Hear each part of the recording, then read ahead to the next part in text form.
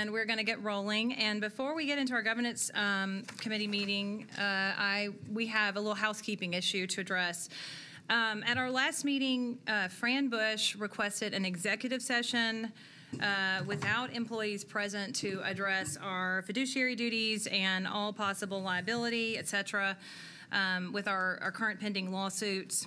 And I had a discussion with our board liaison and attorney when I was planning this governance committee meeting, and sent out an email on the 17th, 9/17/18, stating that we plan to have a governance meeting, an executive session at 4 o'clock, and then another executive session about a pending settlement at 4:45. There was an exchange with our attorney on that email string, but there seems to be some confusion about the email that went out. For example, our vice chair said that she did not receive it. I did speak with our attorney this morning, and she has told me that our attorneys are here today and they're ready to answer questions both at the governance committee and at the executive session.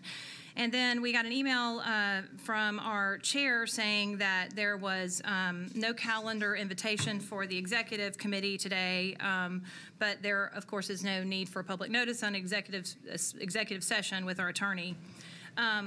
And so I think it's important that we have an executive session today following the governance meeting for two reasons. First of all, we're going to be discussing legal matters during our governance committee meeting, and I think there will probably be some questions that linger afterwards where we may need to go into executive session to get questions answered.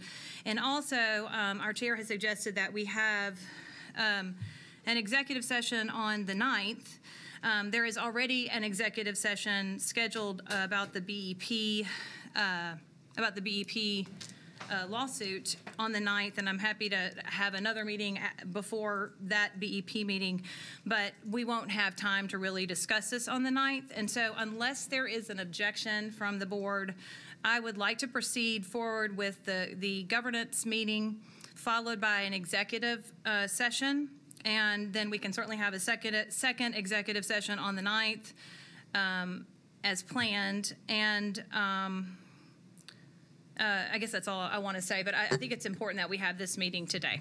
So there was no intention to not have the meeting. My only concern was there wasn't a calendar invite. So people are here. We're having this one in governance at 3:30. We'll have the executive session at 4, and then we'll have the other executive session at 4:45.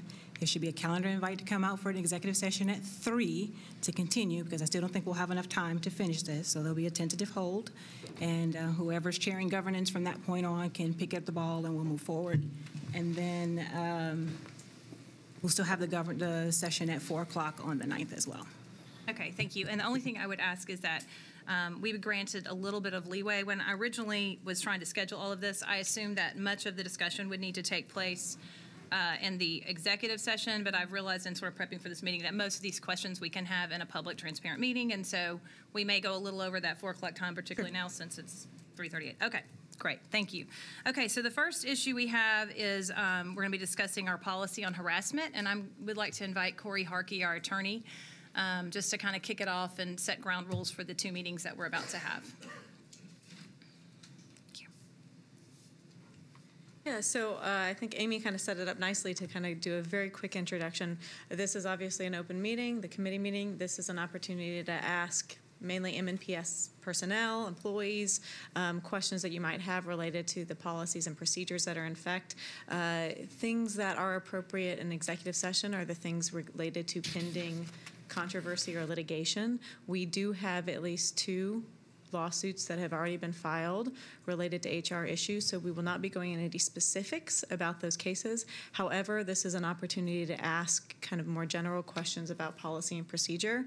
Specifically, the discrimination harassment policy that has been adopted by the board is 5.500. It's online and available. It's discrimination harassment. Specifically, this is the discrimination harassment policy that also would apply, or mainly our conversation today, about adult to adult discrimination or harassment. I do want to make that we have also policies that relate to student discrimination and investigations in there as well. But today, the issues are HR-oriented and thus adult to adult. Again, it is 5.500. I believe that this policy went into effect from the board in May of 2018, so it's a relatively new one.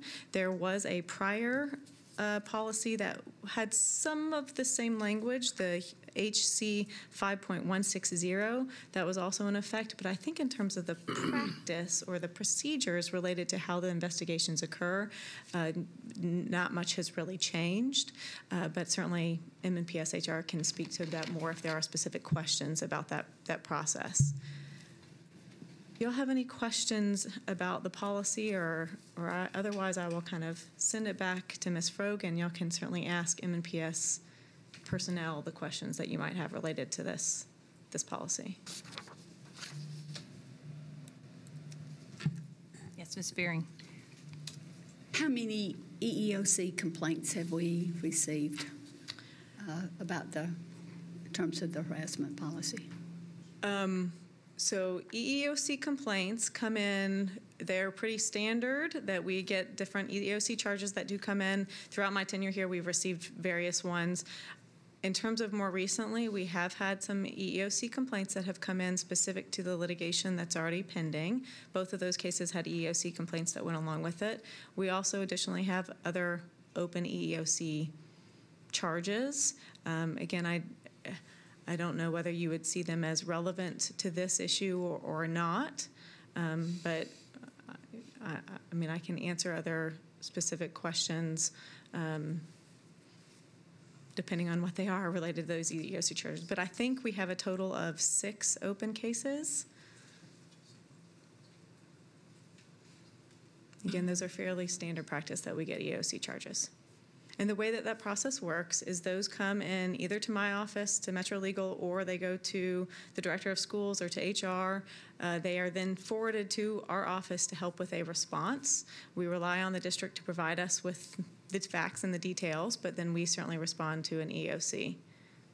May I ask a question about Mo Carrasco, the case? Is that better in executive session? That would be better in executive session. So I have a question, if no one else does. I do. Oh, Yeah. okay, you can go ahead. So you said 2. So how many total do we have pending right now? Active How many lawsuits? Lawsuits right now. Harassment lawsuits, sexual harassment.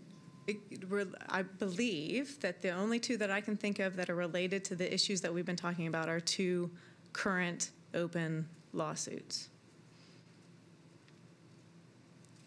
Yeah. Okay, so it was my understanding, and I may be completely wrong, that there were 3, they may have been EEOC complaints, but that there were 3, maybe 2 possible lawsuits around the Braden issue, and that there's also a lawsuit about the Carrasco case.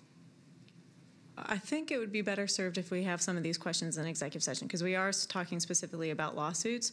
Okay. Now, I'm aware of the 2 lawsuits, mainly the one that has been filed related to the allegations around Sam Braden, and then the ones that are related to Vanessa Garcia's complaint filed against the district. Those complaints involve various complaints within, like various allegations within those complaints. And so what is the full, if they were to win the full amount that they are requesting, that's public record, right? What would be the full amount on each lawsuit? You know, I don't know. I'd have my litigators answer that question, and they certainly can do that. Okay. I believe But you're right. That is public record. The complaints themselves are available for anybody to go review. Okay. I believe the Garcia case alone is over $1 million. Does anyone else have questions? I do. Okay. We have the lawsuits. Do we have any current pending allegations? Sexual harassment. I would have to rely on MNPS personnel to answer that. I don't know all of the investigations that they have ongoing, so I don't know.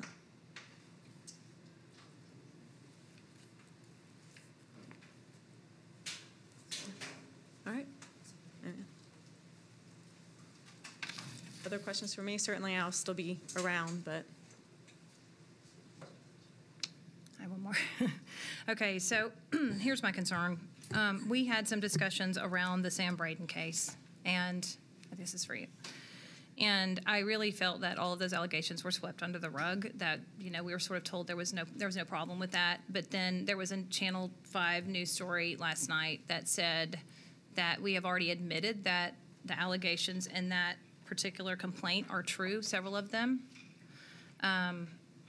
And I don't know if that's something you want to have in the back room, but it concerns me that we sort of had one presentation with the board and administrators in the room, and then there sort of seems to be a different take on it now that it's in court. And thank you for quickly addressing the concerns that I raised, but I raised a lot of questions after we had some discussions around that case. Yeah, so I certainly think the complaint and the response to the complaint are public record. So I would refer you there. Any of those other very specific questions about the case, we can certainly handle in executive session. Okay, thank you. Anybody else? I have a question about procedures for reporting teacher misconduct. Is that later in the agenda, or? That's the next topic, but if anybody has any other discussion about the harassment policy? Okay. Why did I do? So is the meeting today about our actual policies? I mean, it's related to the policies, yes, and whether all of the questions are related to the policy and whether we violated the policy. Okay. So if we want to ask, I guess the other question would be, some of these came up under the previous policy, and how would that impact the lawsuits instead of under this policy? I mean, how does that? Okay, I think a lot of this has to be discussion in executive session then. Okay. Okay. And then discussing the specific cases, I think executive session is more appropriate. But if there are questions about kind of general policies and procedures, those are the discussions that we can have as part of an open meeting. Okay, I've got one more question. Sorry, before we move on. Okay, I have another question related to the lawsuits, but this is more general. Does MNPS typically investigate anonymous complaints, and what are the procedures around anonymous complaints that we should follow? That's a question that I will turn over to MNPS personnel. Thank you. Good afternoon, Deborah Story, Chief Human Resources Officer. I'd like to ask Mary Ellen Zander. She is our relatively new Director of Employee Relations. Mary Ellen has been with us for 90 days now, and she can share with you our process for anonymous complaints. Okay. And I'd also like to introduce Frank Young.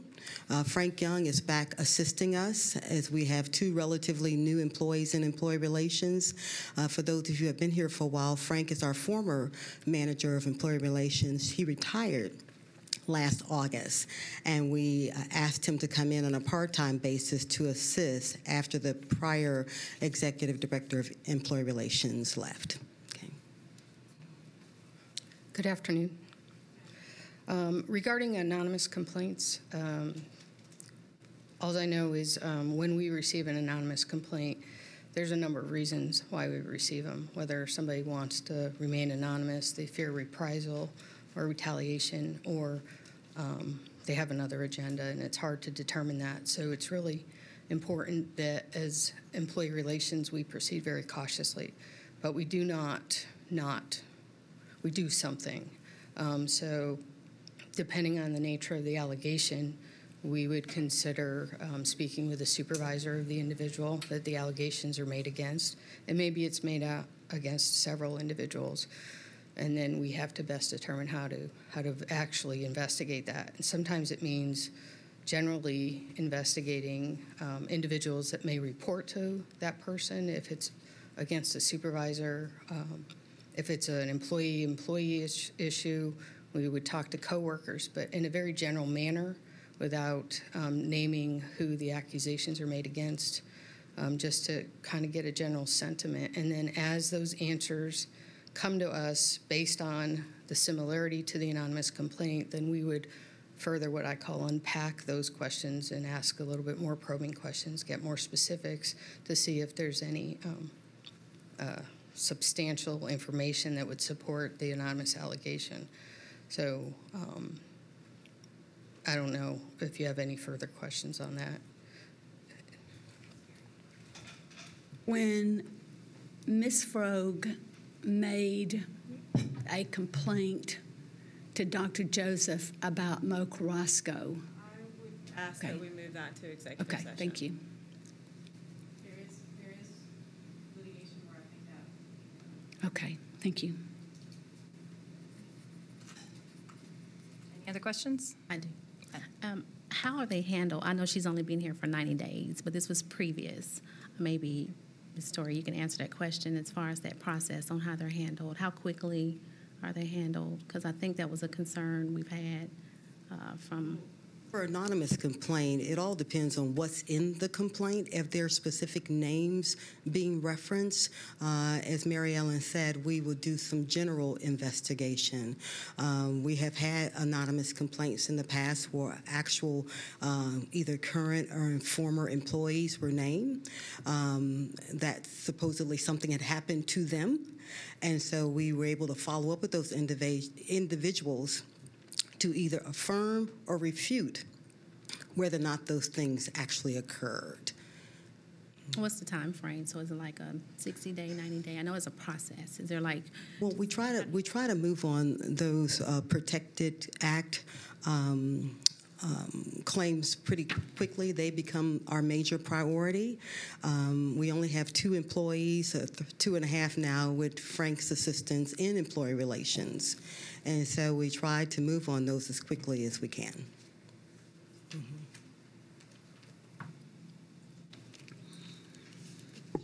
Okay, are there any more questions on this topic or on the policy specifically? All right, so the second item on our agenda is misconduct reporting requirements. So the one other thing, I didn't know if y'all wanted to have questions for Bone, McAllister, and Norton attorneys that are here. I think, at least when this was kind of brought up originally, I think that their kind of some of the work that they were doing was discussed. I didn't know if there were questions, but certainly we have asked them to be here if y'all would like to hear from them in terms of what their contract entails and what they're doing. Yeah. So, hi, guys, and thank you all for being here. I'm sorry. So, yeah, if you could just, for the public benefit, help us understand the scope of work that you've been engaged for. If there's anything that you can share with us now, is there a timeline when we can expect a report, et cetera, et cetera? Good afternoon. My name is Stacy Garrett-Koju, and we are with Bo McAllister Norton, and I want to introduce you and bring up Sam Jackson, also James Crumlin, who will be part of this project team. There is another person, Emily Mack, who was unable to make today's meeting, but is also a part of this team. And so we thank you for the opportunity to work with the district in ensuring, work with the board in ensuring that the district's policies and protocols reflect best practices. So I'll let my team members here join me and talk a little bit about the scope of what we are doing.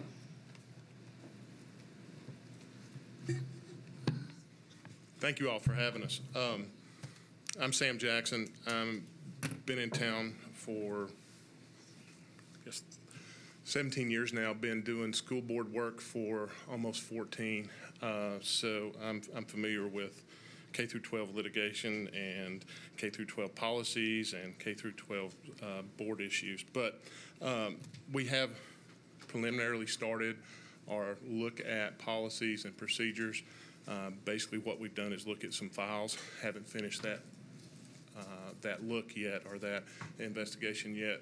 We're also going to schedule, I think in the next couple of weeks, meetings with various stakeholders in the department so that they can tell us what's good, what's bad, what's working, what they think is not, so we have an idea of what's going on. Ideally, once that is through, we're going to put our heads together and try to come up with a plan of a report to you on what we think needs to be addressed and how we think it needs to be addressed. We are hopeful that we would have that to you sometime in the next 2 months. So late November, early December, we could come back to you with some a course of action.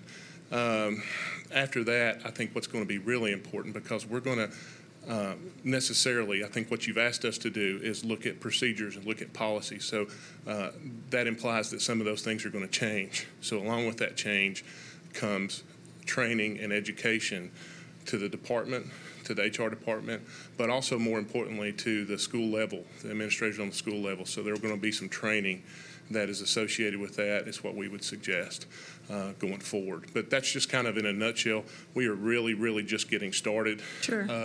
So I think we'll have more to tell you in the next coming 2 months. But I think 2 months is probably the time period we need to do a thorough and good investigation and give you a good report. So I would just want to clear up some things, because words are very powerful around here. So you use the word investigation. So are you providing an assessment, an analysis? I would just ask you to please be careful. Yes, ma'am. With the words that you use with us. So an assessment. Will that also include maybe staffing recommendations, staffing models as well? Necessarily, I think it has to, yes. Okay, yes, I was hoping you would say so. So I just want us to get in a position to understand that what's happening here is a requested by the district assessment and review of our processes and policies within the Human Resources Department of the central office. That in this, as a result of this assessment, we will have recommendations come back from you, very strong recommendations, on what the staffing should look like to support a district of our size, of what our policies, how our policies should read, the training that the central office staff and our employees within our facilities should receive, so that we can better position ourselves to be a bit more proactive and a bit more aware and cognizant of how we should respond in the event of these types of allegations coming forth in the future. Is that a good summary? It is, with the exception of adding procedures to the policies. And procedures, thank you. All right, well, thank you all very much. Thank you. Yes, we have one more question. I do have just one question. So you said that after you make your assessment, you'll make recommendations and then have the required training for those stated recommendations. So then what after that? I mean, how will some of your recommendations be how to sustain what you are recommending? Yes. Okay, all right. You may or may not know that it's my understanding that there's also an HR investigation that is current with the Metro Auditor's Department. Will you be working with them in any capacity?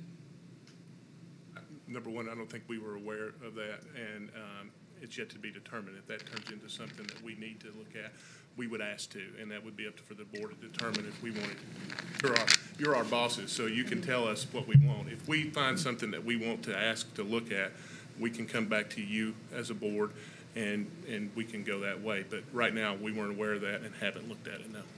Thank you.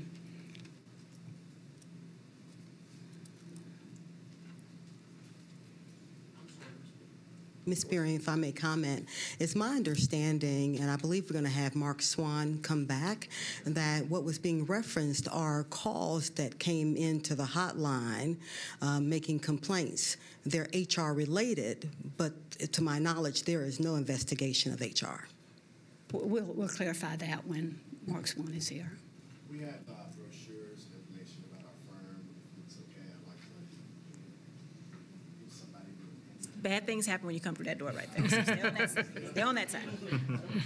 Don't touch that door. You don't want to be in here.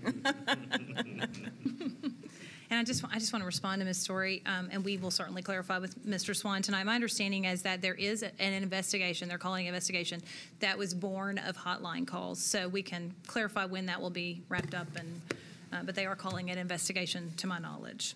Thank you.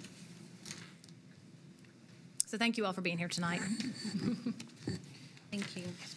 And full disclosure, I've known Mr. Jackson since we were young attorneys together. Well, actually with his wife, I was.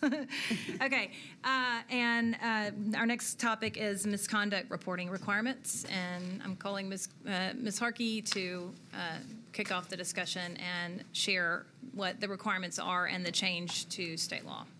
Yeah, so I figured this is going to be a pretty general kind of overview.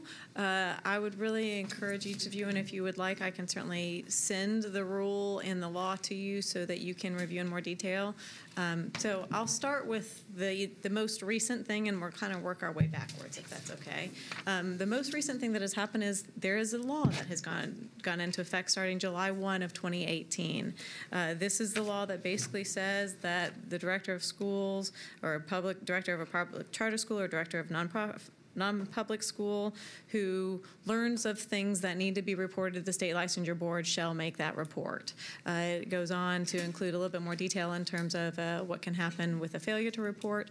Prior to July 1 of 2018, there was no law that required such a report. However, the State Board of Education has for many years had a rule that spoke to the director of schools or their designee making reports of teacher misconduct. The rule that is in effect now and that was in effect since September 5th of 2017, so basically most of the year, almost all of the 2017-2018 school year to present, has a lot of more detail than the rule that was in existence previous to that. Prior to September 5th of 2017, it was fairly limited in terms of what needed to be reported. Now there is, again, starting September 5th of 2017, there is significant more detail in terms of what actually has to be reported to the State Licensure Board.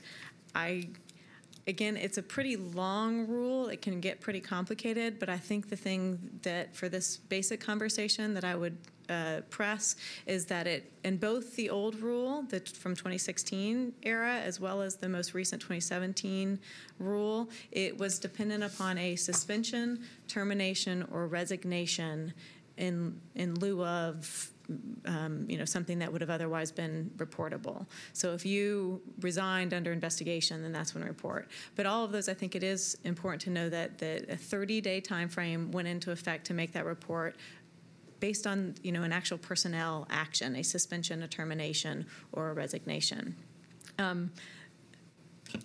Again, the new rule does have a lot more detail.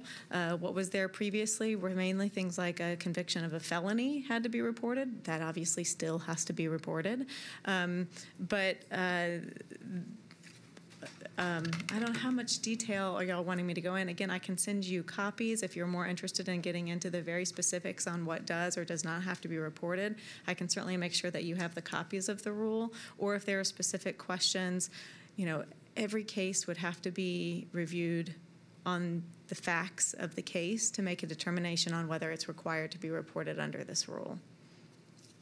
But I do know, I believe that, again, MNPS personnel is here to answer any specific questions on process or procedure. I think it would be helpful to email us what the new law is. Yeah, and I can send you both. Just basic requirements. Yeah, I can send you the law and I can send you the new rule. And I will also go ahead and, if it's okay, send you the old rule just so that you can see there is a pretty significant difference from that before 2017 and then what's in place now. Yeah. So thank you. So the 2018, July 1st of 2018, is that when the 30-day time frame started, or was it September of 2017? Okay, so the law went into effect July 1 of 2018. Got it. Now, the law does have a 30-day reporting requirement. However, those previous rules that have been in effect, there has always been that 30-day reporting time frame. Okay. Thank you.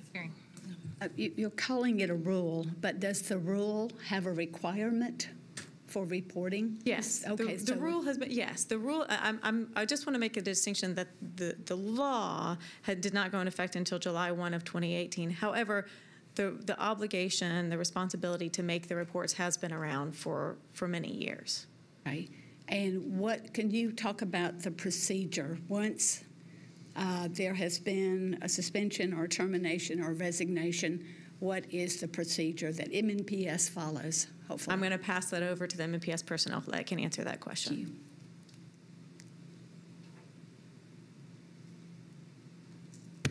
So So once an employment action is taken, a suspension or termination, or if somebody resigns, we are obligated to report it, but it has to fit into the criteria of the requirements of the report. So if somebody, is being investigated for sexual harassment and they resign or retire in lieu of, then our obligation is to report it because it's of the potential of it. And then they, in turn, the board does their own investigation and will ask us for supporting documentation. But it's a 2-page document that we complete. We present it to Dr. Joseph, and he and his office actually are the ones that submit it, but our office prepares them. So your office prepares the document that Dr. Joseph signs. He reviews. And then Dr. Joseph's office is responsible for sending that to the state board. Is that correct? Yes. Okay, thank you. And how many of these terminations, suspensions, and resignations have been turned in, or are they still pending after July 1st of 2018? Has all of them been turned in? We did determine that there were some that we did not report, and then there were some that under the old law weren't required, or under the old rule weren't required, but out of an abundance of caution, we've submitted them recently.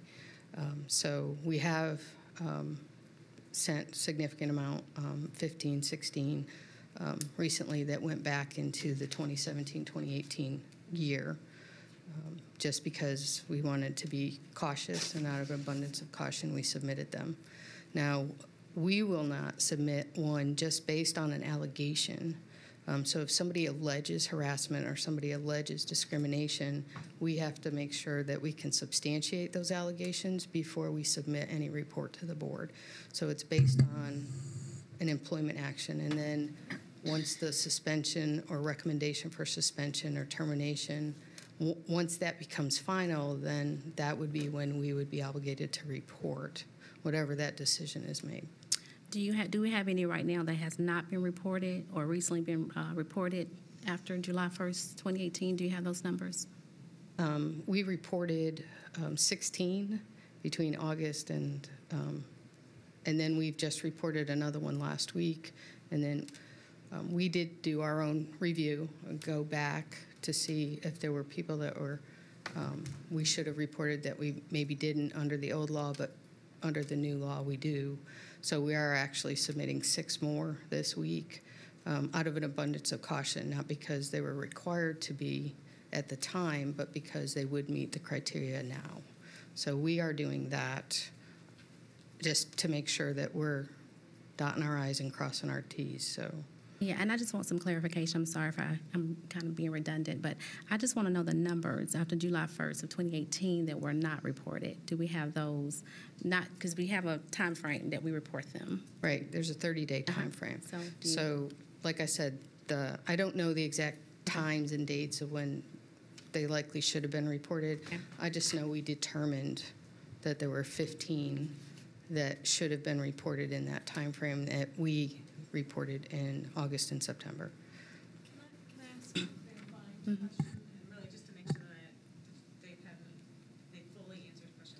Are you asking for new cases that have come up that should be reported since July 1 of 2018, or are you just meaning overall how many cases have been reported since July 1 of 2018? Yeah, I want to know after July 1st, when the rules came in July 1st of 2018, how many of those cases were not reported like they should have been? Like new things new. that had that current 30-day timeline that have not been reported. Right.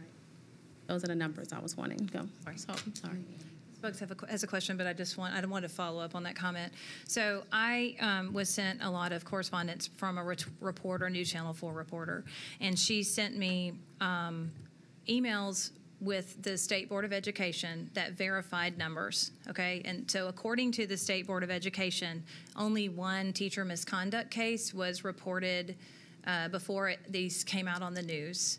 And then after that time, 15 cases were reported, as you said, but there are still 11 cases that have not been reported. That is according to emails between this reporter and the State Board of Education. So I don't know if you want to respond or follow up. I did reach out to the attorney at the board on Friday because, of course, we were getting questions about that. And her response to me was that when she did a cursory review of our admin leave list, she tabulated a number, a 26 number, and we did report 15 of them, and so that left a net of a possible 11 additional ones. Now, she didn't say that there were 11 additional ones. She said there's a potential, but she was awaiting us to do our review to determine whether or not they needed to further question us. But it was a cursory review. They weren't certain that that was an exact number. It could be more, it could be less. But, she was just stating that on cursory review, and she couldn't even tell me what the names were of the ones that we may or may not have reported. So, Well, I can. The emails that were sent to me, and you all can verify it, but I'll send it to you. But there is a list of names that was included to the email that was sent to me, and in the email sent to me. And I believe the state employee said that the reporter took her comments out of context. Okay. Well, I don't want to argue about it, but the emails didn't seem to indicate that. But I would just ask that you follow up and make sure that everything is reported. I had a question. Okay. Sorry, Ms. Bucks. No, it's okay. So with you being new and there being some turnover in HR, is that where some of these issues have come up, that we lost some people in HR? Or, I mean, do personnel issues have anything to do with? Well, I can say that a former employee did not submit reports on a consistent basis. Okay. Mrs. Harkey, is there a way for us to verify that, or what part does that play into this whole discussion? Well, I think from my standpoint, from a legal standpoint, for MNPS as a whole, it's really more of a, now that we know that there's a problem, that we need to fix it. And so that has been mainly where I've been spending my time, is making sure, supporting HR as they look to fix it. Okay. So you have verified that we were taking the steps, the ball was dropped, that person no longer works here? Moving forward, we're definitely taking steps to make sure that something like that doesn't happen again. Well, I'm just trying to frame, because it seems the context of this conversation, we are looking to the past also, like looking to the past year. So over the past year, MNPS was moving forward. We were in compliance. Someone did not do what they were supposed to do, but that wasn't necessarily Dr. Joseph, but it was an MNPS employee. Yeah, I don't know that I can speak all the way to the very specific facts in terms, but I can say, I feel comfortable saying that it has long been the practice of MNPS that the Employee Relations Department creates the form. They determine who needs to be reported to the state, because they're the ones that are often doing the suspensions, the terminations. They're the ones starting that process. They're the ones that are involved knowing when an employee is resigning and what investigation is pending. So I can say that I know that employee relations personnel have for years been the ones that prepare the forms to go up to the director of schools' office. And that there was a gap. There was somehow that did not happen. Okay, so we can talk specifics. Does that need to be discussed during executive session? No, I mean, I just don't know the facts. I do know that there was it appears as though there was a former employee that was not submitting the forms pursuant to our normal process. I don't know if they were all his. That's where I haven't looked at every single case. But you can with confidence say that is what's happened in the past, but moving forward, we are seeking to rectify it. We have supports built in, and then our legal counsel, Ms. Harkey, you are helping them moving forward. Correct. I'm answering any questions that come up, and certainly we've had a number of questions recently. Okay. So I just There were a limited amount of people that actually knew the process, so I can assure you that everybody that works in that department knows now how to proceed with reporting to the board. So I can do it. My employee relations manager, of course, Mr. Young as well. So we're all very well versed in the process, and so if in fact one of us is absent or missing, there will be a backup plan so that this won't happen going forward. And that's my goal in my role, to ensure that we're not missing the boat or dropping balls. And I'm sorry, I do need to say, I know we've had a rough time around the board table and making sure that we're not calling people's names out. I'm not trying to add to the culture of fear, so don't think I'm coming at you, HR. I remember what that felt like, so no, that's not so I hope I've taken some of that pressure off of you, but I thank you all for trying to rectify this moving forward. I just want to make sure I'm wrapping my head around what was happening before now, who was at fault, and then what's happening moving forward, so. Well, I'll be honest, I didn't focus on who was at fault. Touche. I'll be honest. I mean, I don't have enough time or resources to That's focus okay, on we who's have at to. fault. So we're just worried about We are getting it now. right and moving forward and not making the same mistakes twice. So I appreciate that. I did not focus on who was at fault. So Thank you. Ms. Spearing? I just want to be careful that, excuse me, that we don't pass the buck to someone who's not here. And you said earlier, Dr. Joseph's office is responsible for sending the letter to the state board, not somebody in HR. If someone that works in your office and they aren't following procedures, I would think you would be aware of that and you would take care of it. But then to say we're going to fire this person who can't be here today and isn't able to defend himself, again, what I heard you say is Dr. Joseph or his office is responsible for sending the letter to the state board. And if that means, it may be helpful to this board to see what has been sent in the past, who signed those documents, or who ghost wrote those documents. I suspect Dr. Joseph signed the documents, and how quickly was it sent? I'm sure that our folks from Bone McAllister will also be looking into those areas, I suspect. But anyway, I just want to be careful that we are not passing the buck and saying it's somebody else's responsibility and he's not here to defend himself. The onus is on the Human Resources Department to ensure that those documents are being completed so we can inform Dr. Joseph's office that they need to be signed. Once those forms were done and we caught up, within 24 hours, those documents were signed and they were off to the state. But his office won't know unless we send the information to him. How are they sent to the state? Are they emailed or? They're emailed. Okay. Mm-hmm. they're faxed in. Oh, they're faxed over? Faxed, okay, okay. sorry. Thank you. We get an email. No, we actually will fax them, which is the direction to fax them, but we're also sending them via email now to the attorney that we have established a relationship with. So, but that's just so that there's somebody there that there's two ways for them to get it and ensure that it's reported. Yes. Thank you. That's all So I just want to clarify, because I, like Ms. Buggs here, not so sure I care about what happened and who was that person. It's more of I just want to make sure that we're doing it right from here on out.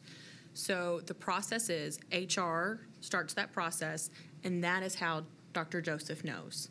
There's no other way for Dr. Joseph's office to know if HR does not tell him. Okay. And then Dr. Joseph's office takes care of signing those documents, and then those come back to you to go to the state, or do they go to the state from his office? No, they go to the state from his office, and then what we get back from his office is a fax confirmation sheet as well as a copy of the signed document that was submitted. Okay. And is that the process that's going on right now with all these backtracked ones that we're finding that didn't happen? Yes, ma'am. Okay. Got it. Thank you.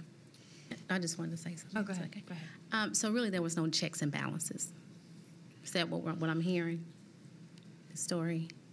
Because really, if this is so important and this is a huge rule, then there should be checks and balances. So when it comes from Dr. Joseph's office, signature, right? You guys carry it.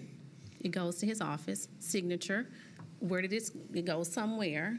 No checks and balances. We have checks and balances now.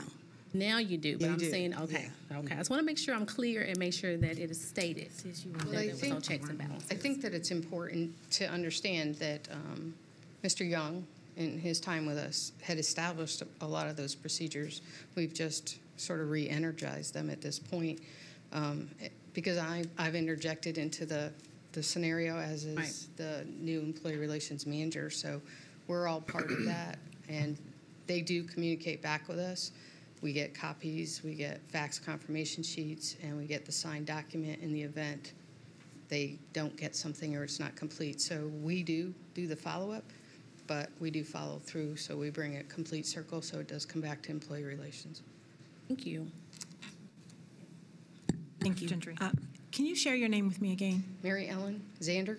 Zander. Ms. Zander, I want to thank you for your focus on the larger organization and not spending the time with the who and the what and the who and the who. No, it was okay. That's okay. That's the kind of culture that I think this board would love to see, that sort of accountable people, not so focused on holding people accountable, but people that are stepping up to be accountable for ensuring that best practices are taking place and that the best interest of the district is what you lead with. So thank you so much for that. Good hire, Ms. Story. Good. Okay. I have one final question before we close out.